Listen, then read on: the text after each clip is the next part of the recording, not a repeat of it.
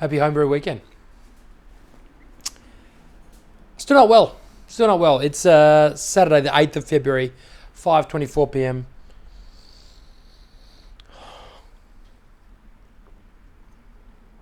Just pouring me a glass of my American wheat.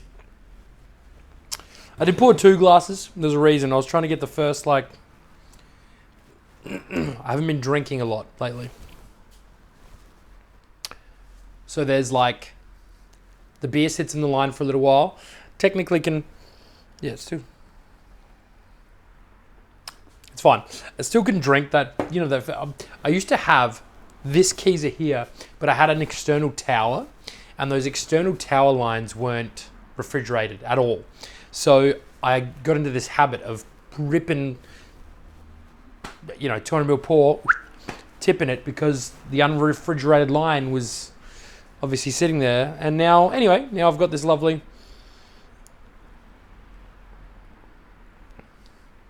that tastes so good.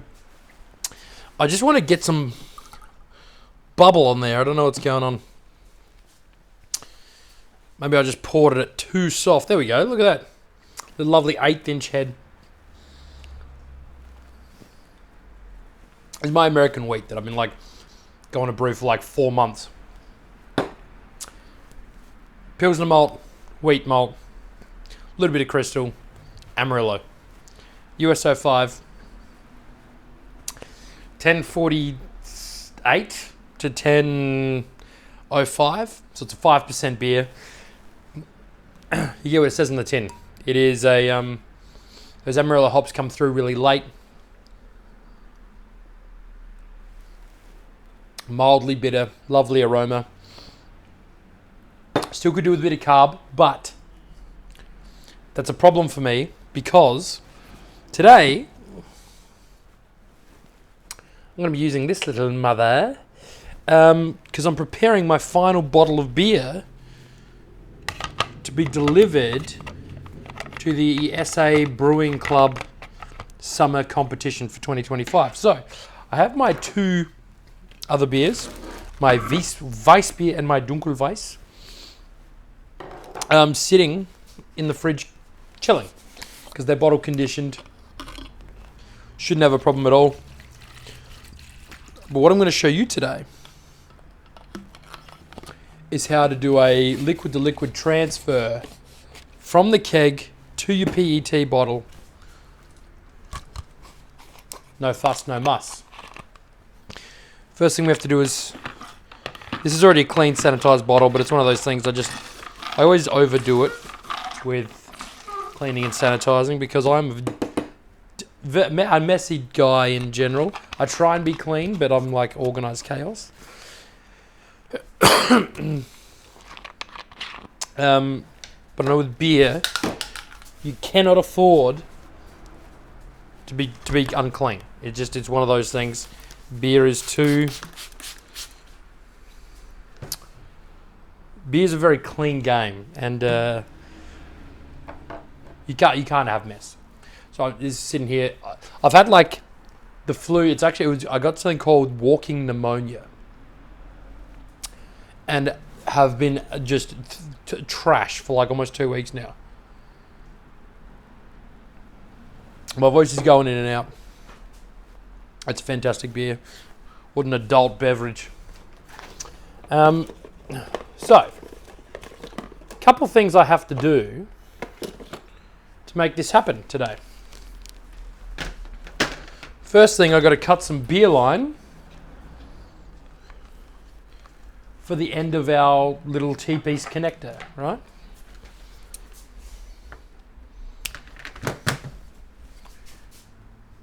Because I got to tell you, I know I've got to be so frustrating to kind of listen to, but I apologize. It's just my dementia. I also think I ruined my mead, and I'll show you after. But that's not going on. Or if it's not on, it's not on, as the saying goes. Why is that not working? Maybe That was a terrible noise. Aha, here we've got some line for this mother. This is actually for one of my little PET kegs, but I've got a lot going on at the moment. I liked it better when I wasn't so, not busy with brewing, but when I had less to talk about, because I could actually focus and talk properly for 10 to 15 minutes on just a normal thing without thinking about four other... That's too small as well.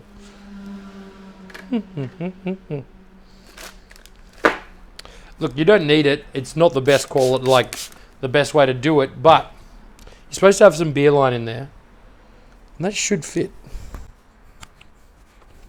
And it doesn't. So here's what we do. See this? I know how to make that fit.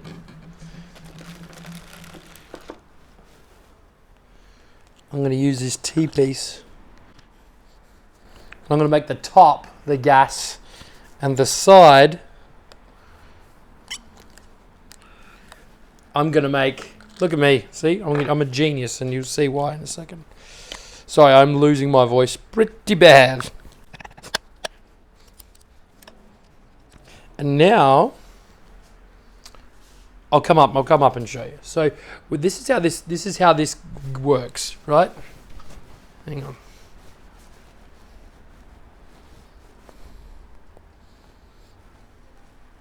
If you can see in there,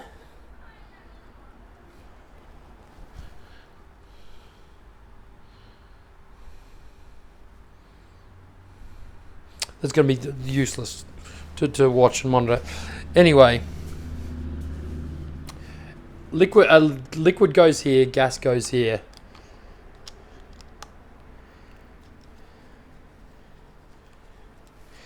And then I can use this little mother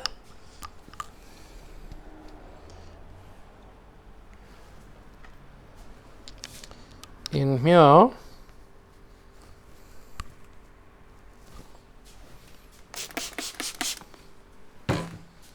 Which will then go in there.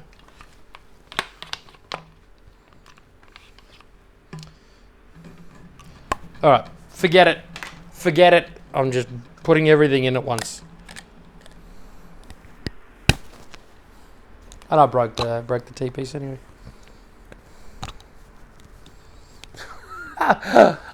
Sorry, I'm having a time here. Alright, so best practice is you put some beer line, goes to the bottom so you don't, but this is a way to do it as well. And what we're going to do, I'm going to bring the camera over here and you can see from here. Bear with me. Okay, so we still need this to make some, I need to make a liquid to liquid thing. But in here, here's what we can do. So first thing I've got to do, I've got to CO2-atize my little bottle here. So what we do, we connect the CO2, and that bottle now, it's nice and tight. Can you hear that? With CO2 in it. Okay.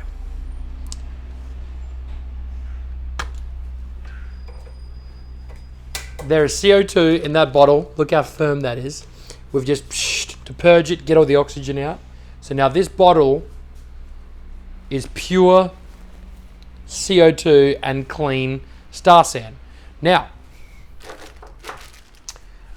on our keg, I can't bring you over again, but trust me, the keg's there. We have a keg with the gas in. Let me just... And on the liquid out, we have this, which was connected to our tap here.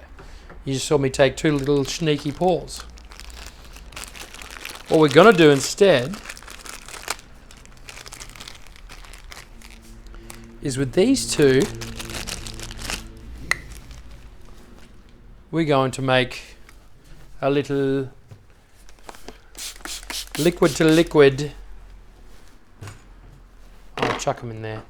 So I've just chucked them in the beer. What do you call that? Where you the bottles, the bottle rinser cleaner. So down there to about here, la la la la la. Doesn't matter the length of line. Whatever makes it easiest for us, I guess. Now I'm going to just...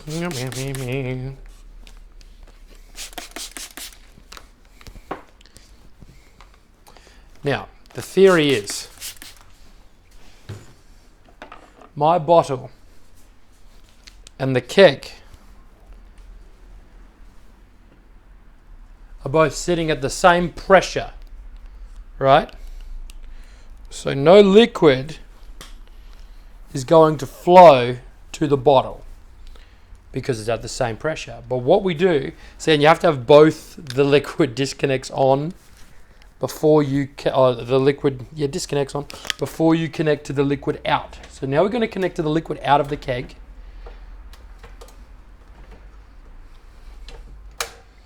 Excuse me.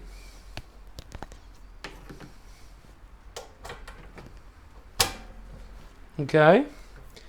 And I'm going to connect to the liquid in of the bottle. Now watch what happens when I slowly crack this and let the pressure out. The better way to do this is to do it with a spunding valve, so you can just slowly drop the pressure.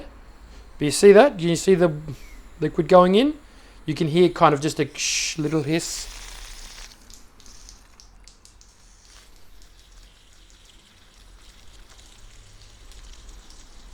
And because I don't have the beer line in there, because I'm an idiot, I'm losing the smallest amount of beer. Because you'd like to have this lid on, the beer line down to the bottom, and a spunding valve controlling the flow, right? So everything I'm doing is the dodgiest, worst way of doing things. You see how that's filling up? Almost at the top.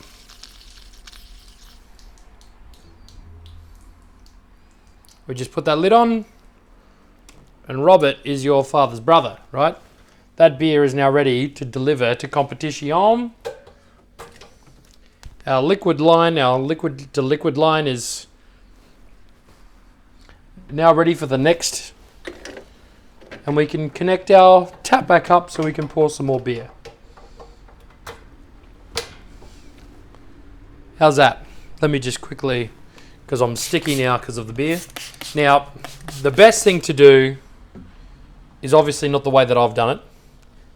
And I'm going to do the real naughty thing here, and there's chance for some oxidation, but the competition's tomorrow morning, right? So hopefully it doesn't oxidize fully by then. There we go. Just got to clean the T-piece. And that's taught me a lesson. The lesson is I need to get a spunding valve. I need to get a dip tube for my beer. I need to get a new silicone elbow because I just broke that one. But that's gonna be as good as I can do for now. Now, I'm gonna have to turn you around again. What I'm going to talk about briefly, before we do anything else, is my coffee mead and why it's damaged. Now, a couple episodes ago, I put 2 cans of cold brew coffee into my Don't Hide My Honey mead.